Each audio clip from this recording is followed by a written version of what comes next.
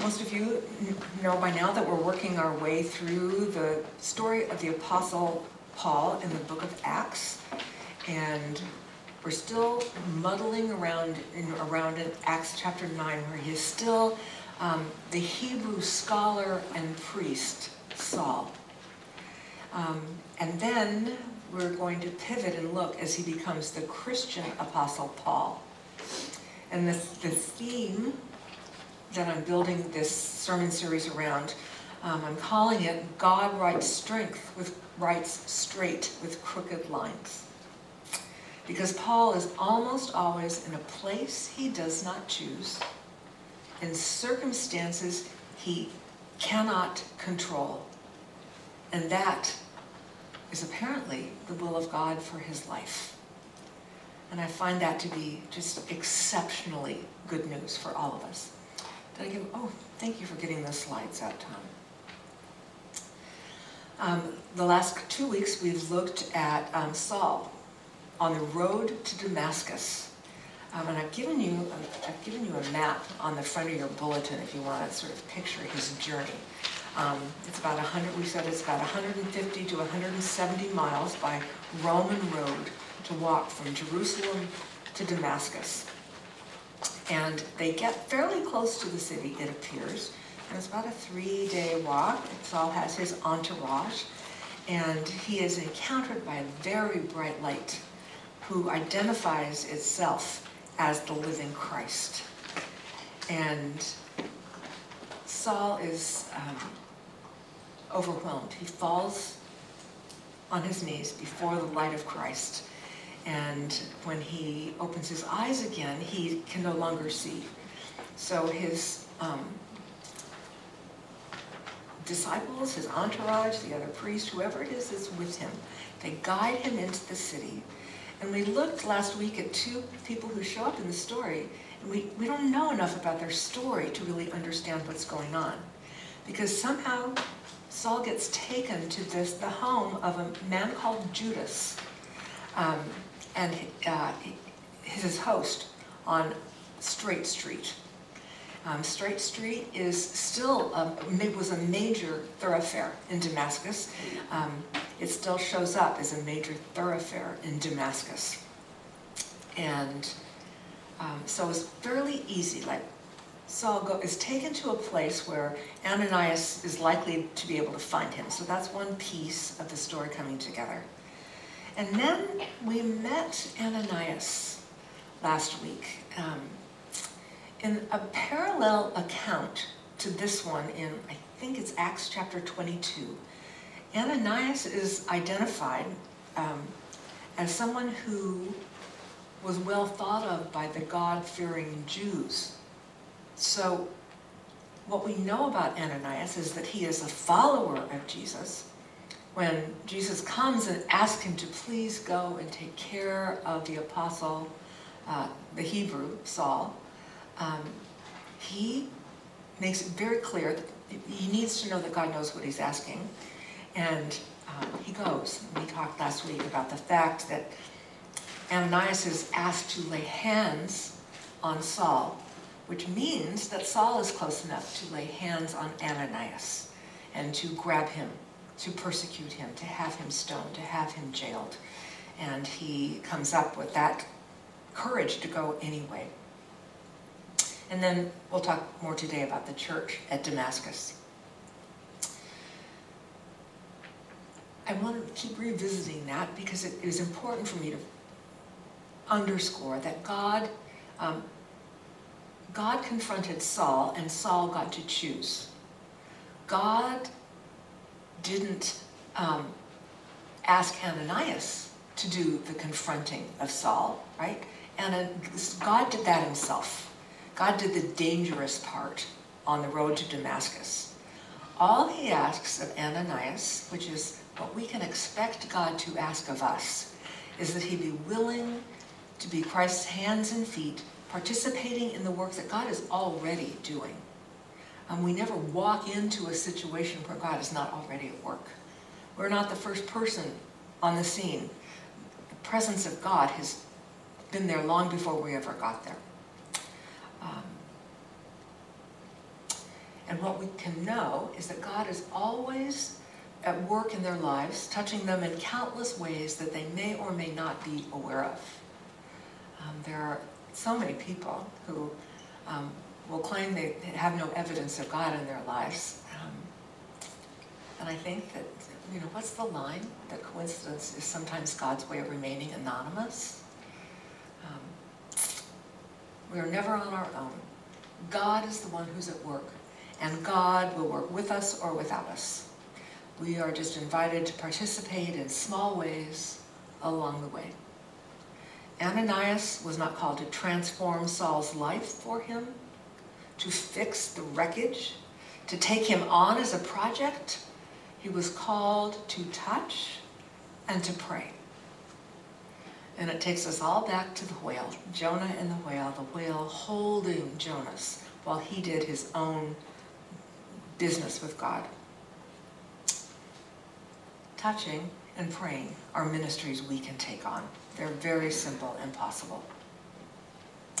So then we turn and, having been emboldened and made at least one friend in the Damascus church, Ananias apparently takes Saul to church with him.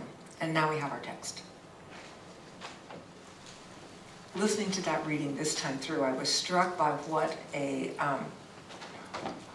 forceful person Saul was. And that's probably putting a nice spin on it. Very, when he walked into a room, you knew he was there. He took over the conversation. He grabbed a hold of everything he could learn and then took it upon himself to tell it to everybody else. I think that I would have been intimidated. I think that I might have been bowled over and, kind of tried to sit off to the side so I didn't catch his eye. I think he really was an extraordinary person, listening to just all of the ways that people react to him, that he stirs up controversy wherever he goes.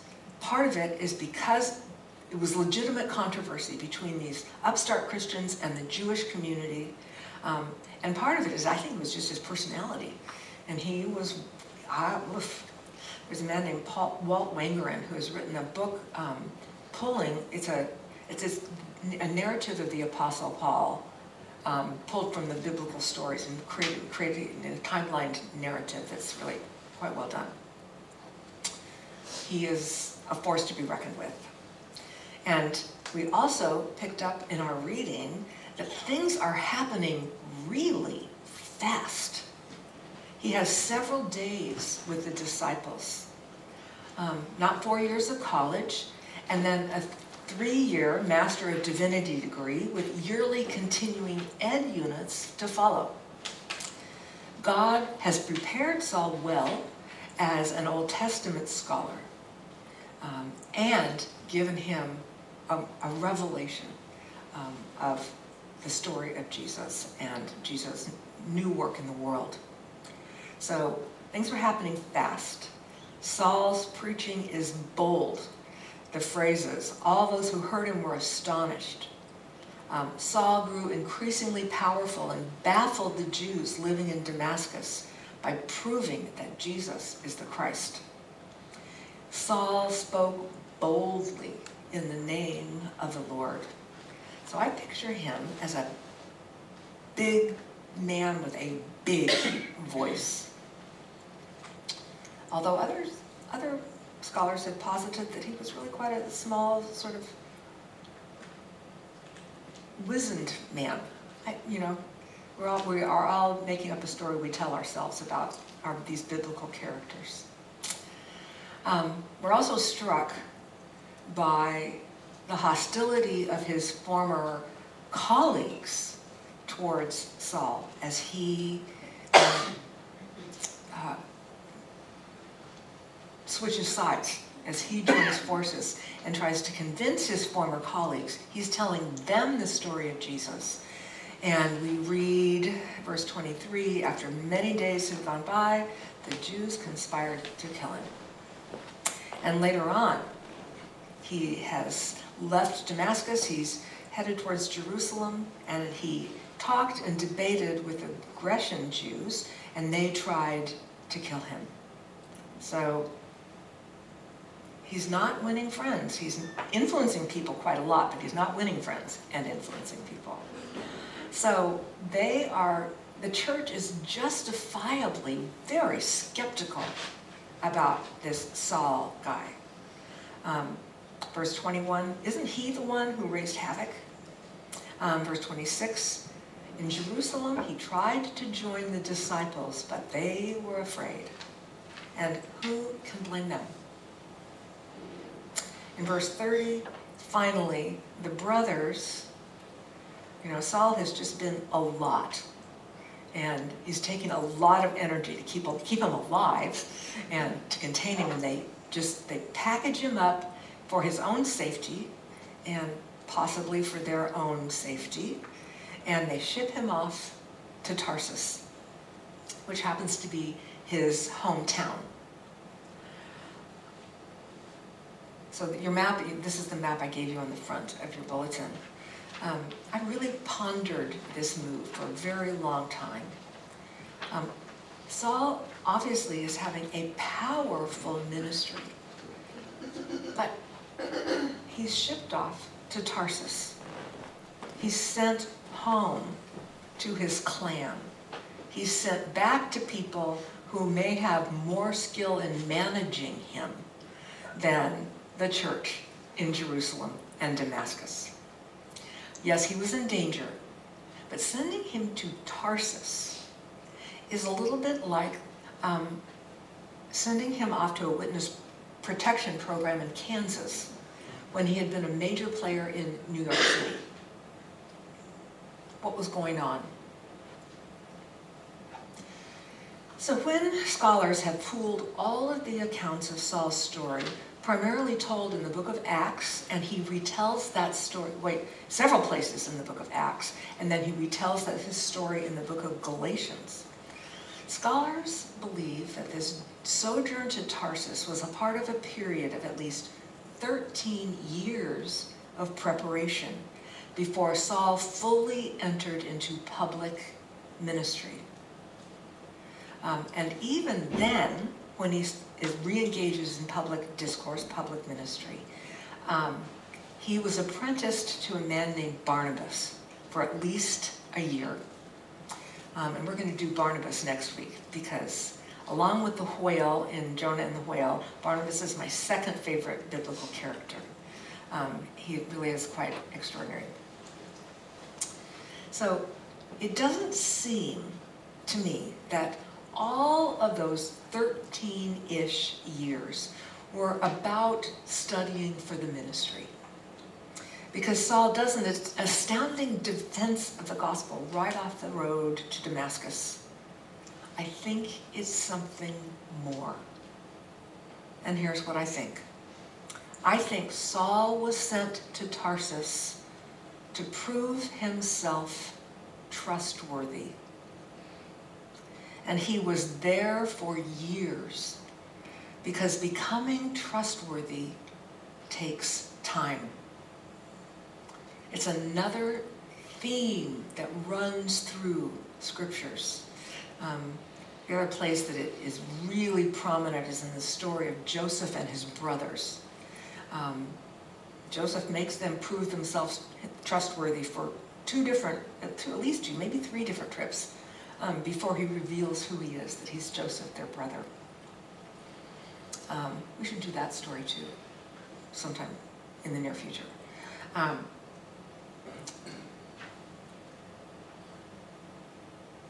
Becoming trustworthy takes time because forgiveness is different from a renewal of trust. Forgiveness is different from a renewal of trust. The church forgave Saul. They wished him well.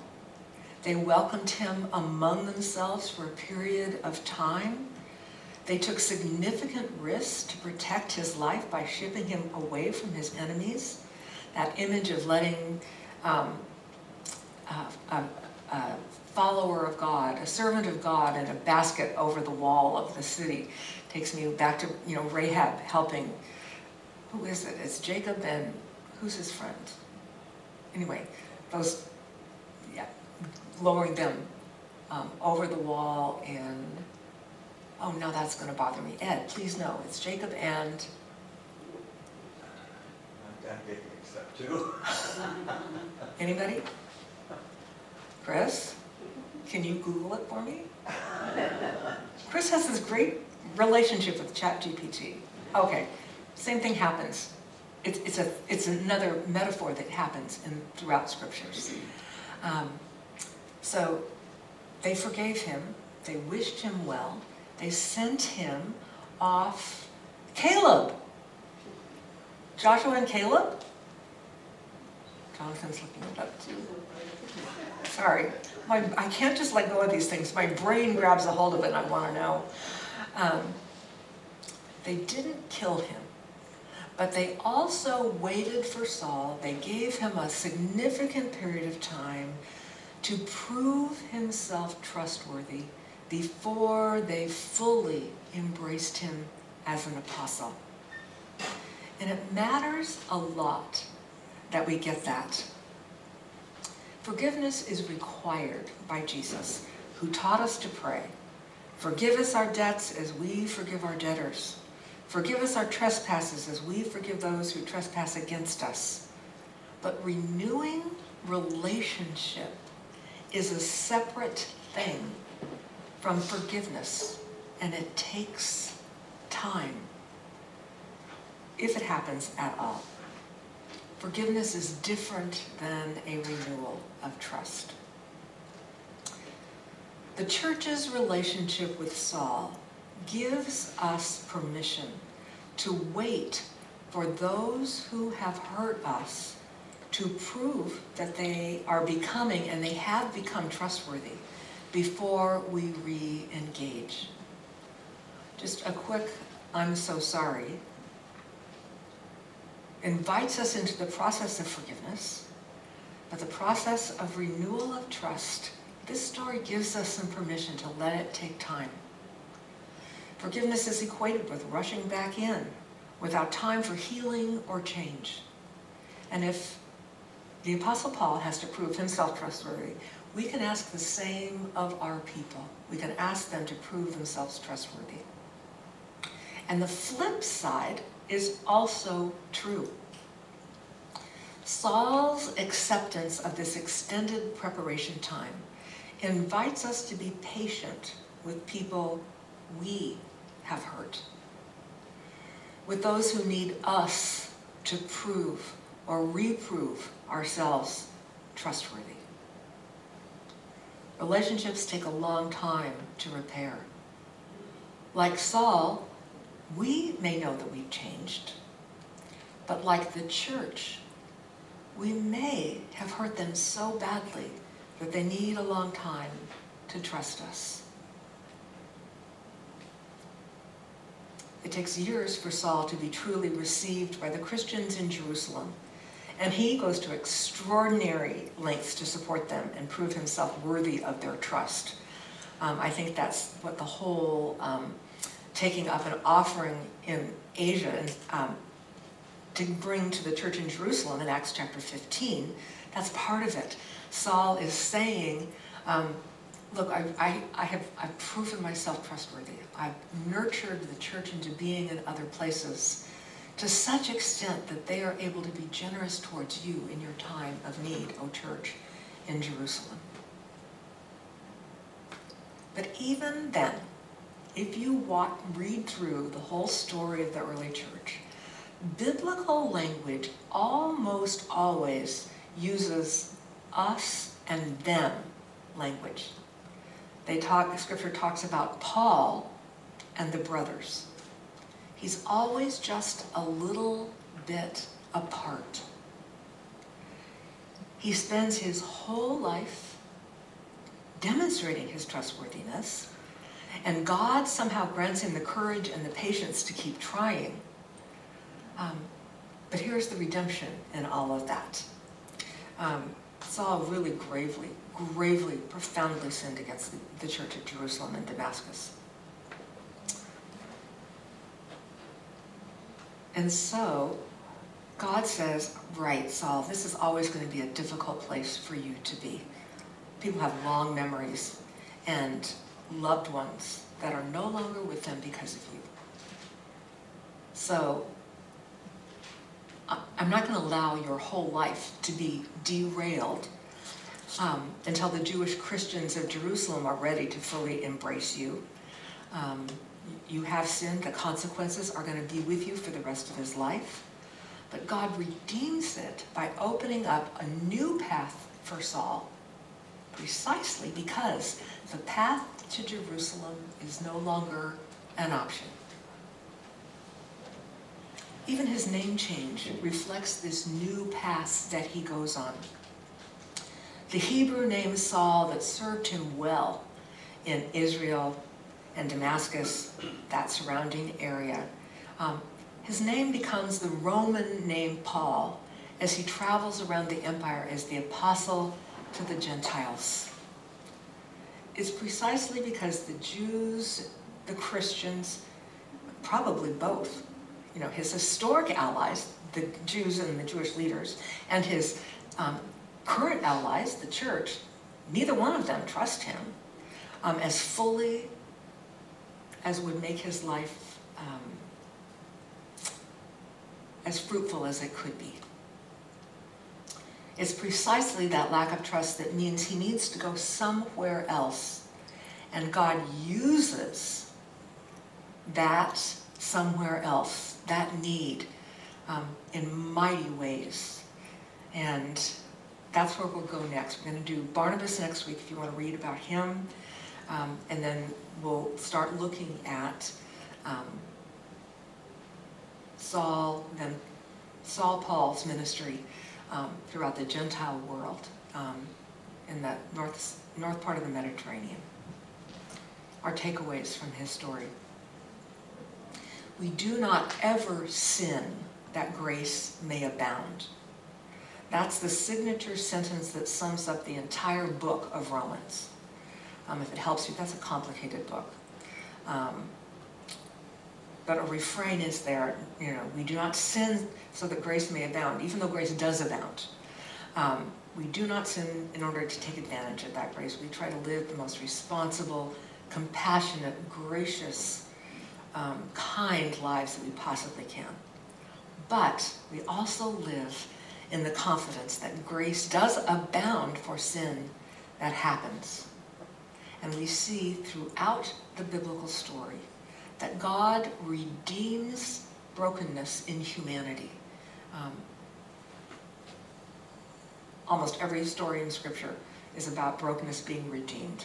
God redeems by creating a new and a different good in our lives. And like Saul becoming Paul, God's invitation to us is to live into it wholeheartedly. Learn the new places that we are able to go and be and do. I'd like you to join me in this serenity prayer. Can you see it well enough to join me? I found this lovely artwork on Google Images. Somebody created it using old license plates. Because I think this is at the heart of what it is to receive the redemption of Christ. I should have put it in your bulletin, I'm sorry. I forgot to do that. But here we go. God, grant me the serenity to accept the things I cannot change, the courage to change the things I can, and the wisdom to know the difference. And the people of God all said together,